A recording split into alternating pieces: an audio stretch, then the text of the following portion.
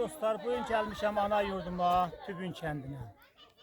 Həm oğluma zəhmət vermişik, gəlmişik. Əllərin ağrıması. Bağına, bostanına ay tapdıq rəhiminin, balalarının sağlığına, özünün xanavadəsinin. Sənin xanavadə sağlığına. Allah həmişə kefizi saz eləsin.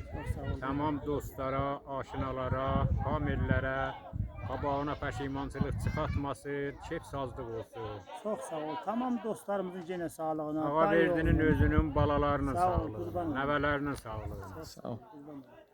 1404-cü ilin 1-ci ayın 13-də siz Dəhdədərə gəlmişik.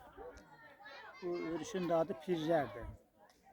Burada tamam dostlarla yığışmışıq bir yerə, bacanaqlarla, dayı oğlu ilə, həm oğlu ilə. Tamam fək familinin hamısı buradadır, onların sağlığına, ata-anamın sağlığına, qardaşlarımın sağlığına. İtişə bir şey, şad mahədən bir şey çalaq, qonaqlarımın sağlığına, valideynlərimin sağlığına, dostlarımızın sağlığına.